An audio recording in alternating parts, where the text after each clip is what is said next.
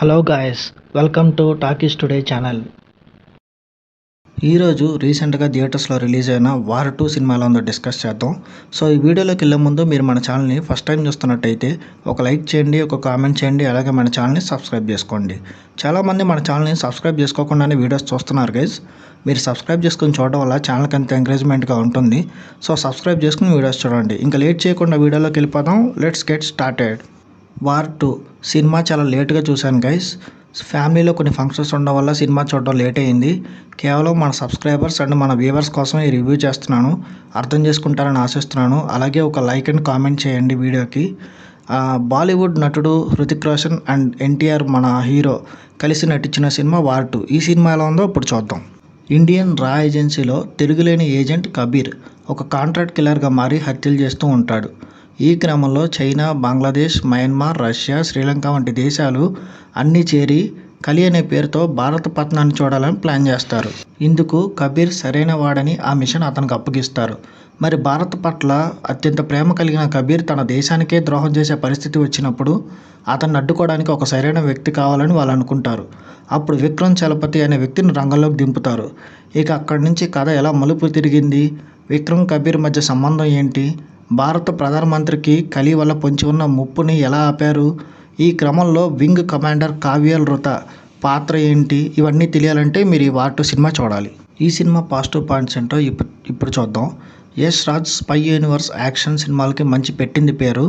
ఆ యూనివర్స్ నుంచి అన్ని యాక్షన్ సినిమాలే వస్తూ ఉన్నాయి. ఈ కోవలోనే వార్ 2 రిలీజ్ అయింది. ఈ సినిమాలో కూడా కంప్లీట్గా యాక్షన్ సీన్స్తో నింపారు.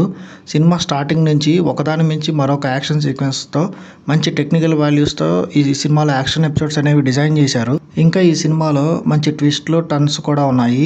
అవి మనల్ని సర్ప్రైజ్ చేస్తాయి. వీటితో పాటు మంచి ఎమోషనల్ సీన్స్ కూడా బాగానే వచ్చాయి. ఇంకా పర్ఫార్మెన్సెస్, యాక్టర్స్ విషయానికి వస్తే ఇద్దరు హీరోస్, అటు బాలీవుడ్ నుంచి హృతిక్ రోషన్, ఇటు టాలీవుడ్ నుంచి మన ఎన్టీఆర్ గారు, అందరూ అనుకున్నట్టుగానే వీళ్ళిద్దరూ ఈ సినిమాలో అదరకొట్టేశారు. ఇద్దరు heroes different mindset and different body లాంగ్వేజ్తో అదరకొట్టారు. వార్ 1లో మనం హృతిక్ని చూసాం, కానీ వార్ 2లో తారక్ మనకి సర్ప్రైజ్ యాక్టర్ అని చెప్పచ్చు. వాళ్ళిద్దరూ మంచి యాక్టింగ్ అండ్ యాటిట్యూడ్తో ఫ్యాన్స్ని అలరించారు. జైలు అవకాశంలోని రావణ్ లాంటి క్యారెక్టర్ కానీ, టెంపర్లో దయా లాంటి లుక్స్ కానీ, సాలిడ్ రోల్ చేస్తే ఎలా ఉంటుందో ఎన్టీఆర్ గారు ఈ సినిమాలో అలాంటి పర్ఫార్మెన్స్ ఇచ్చారు. అలాగే హృతిక్ రోషన్ గారు కూడా తన స్క్రీన్ ప్రెజెన్స్తో ఈ సినిమాలో ఆడియన్స్ని ఇంప్రెస్ చేశాడు. ముఖ్యంగా క్లైమాక్స్లో వచ్చే సీక్వెన్స్లు కానీ, ఫైట్ సీక్వెన్స్లో కానీ ఇద్దరి మధ్య వచ్చే సీన్స్ ఆకట్టుకుంటాయి.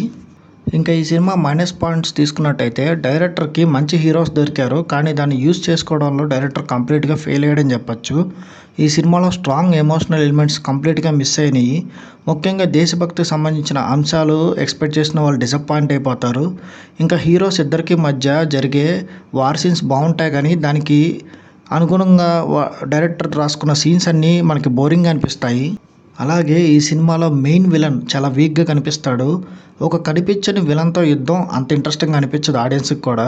ఇంకా సెకండ్ హాఫ్లో మూమెంట్స్ అన్నీ చాలా డల్గా నడిచాయి. క్లైమాక్స్ వరకు కూడా స్క్రీన్ ప్లే చాలా అంటే చాలా పేషెన్స్ తెప్పించే విధంగా నడుస్తూ ఉంటుంది. క్లైమాక్స్లో కొంచెం పర్వాలేదు అనిపిస్తుంది. ఇంకా హీరోయిన్ కియారా అద్వానీకి అంత స్కోప్ లేదు సినిమాలో యాక్ట్ చేయడానికి. అనిల్ కపూర్ రోల్ కూడా మొదట్లో బాగానే అనిపిస్తుంది, కానీ తర్వాత ఫోర్స్డ్గా ఇరికించారన్న ఫీలింగ్ అయితే మనకు వచ్చేస్తుంది. అలాగే ఎన్టీఆర్ గారి పాత్రని ఇంకా బాగా డిజైన్ చేయాల్సింది డైరెక్టరు. ఒక రొటీన్ నెగిటివ్ టు పాజిటివ్ రోల్గా మార్చే పాత్ర ఇది. దాన్ని ఇంతకుముందే మనం చూసామన్న ఫీలింగ్ అయితే వస్తుంది. యాక్షన్ సీన్స్లో కొంతవరకు పర్వాలేదు, కానీ సెకండ్ హాఫ్లో వచ్చే ఒక యాక్షన్ సీన్ మాత్రం చాలా సిల్లీగా అనిపిస్తుంది. హృతిక్ని తారక్ చేసే ఆ సీక్వెన్స్ ఎందుకలా డిజైన్ చేశారో ఆ సినిమా మేకర్స్కే తెలియాలి. చాలా అంటే చాలా సిల్లీగా అనిపిస్తుంది ఆ సీను. ఇంకా ఈ సినిమా టెక్నికల్ డిపార్ట్మెంట్స్ విషయానికి వస్తే సినిమాలో ప్రొడక్షన్ వాల్యూస్ బాగానే ఉన్నాయి. యాక్షన్ పార్ట్స్కి సంబంధించే వరకు బాగానే ఖర్చు పెట్టారు. కొరియోగ్రఫీ, సినిమాటోగ్రఫీలు బాగున్నాయి. మ్యూజిక్ కూడా ఓకేగా ఉంది. ఇంకా సినిమాలో ఎడిటింగ్ ఇంకా చాలా బాగా చేసి ఉండొచ్చు, చాలా సీన్స్ ట్రిమ్ చేయొచ్చు. ఇంకా ఈ సినిమా డైరెక్టర్ అయాన్ ముఖర్జీ విషయానికి వస్తే ఆదిత్య చోప్రా ఇచ్చిన కథకి, స్టోరీని హ్యాండిల్ చేసే విధానంలో డైరెక్టర్ ఫెయిల్ అయ్యాడని చెప్పచ్చు. ముఖ్యంగా ఇద్దరు హీరోస్ని హ్యాండిల్ చేసే విధానం ఆయన ప్రాపర్గా చేయలేదు. కొంచెం ఎన్టీఆర్ విషయంలో జాగ్రత్తలు తీసుకుంటే బాగుండేది అనిపించింది. తెలుగు ఆడియన్స్ ఎన్టీఆర్ అభిమానుల్ని దృష్టిలో పెట్టుకుని ఆయన డిజైన్ చేసిన సీన్స్ కొంతవరకు పర్లేదు, కొన్ని చాలా బాగా అనిపించవు. మిగతా స్టోరీ అండ్ స్క్రీన్ ప్లే ఇంకా జాగ్రత్తలు తీసుకోవాల్సింది. ముఖ్యంగా సెకండ్ హాఫ్ చాలా కేర్ తీసుకోవాల్సింది. అండ్ ఈ సినిమా కొన్ని ట్విస్టుల తర్వాత చాలా రొటీన్ ఫీల్ కలుగుతుంది.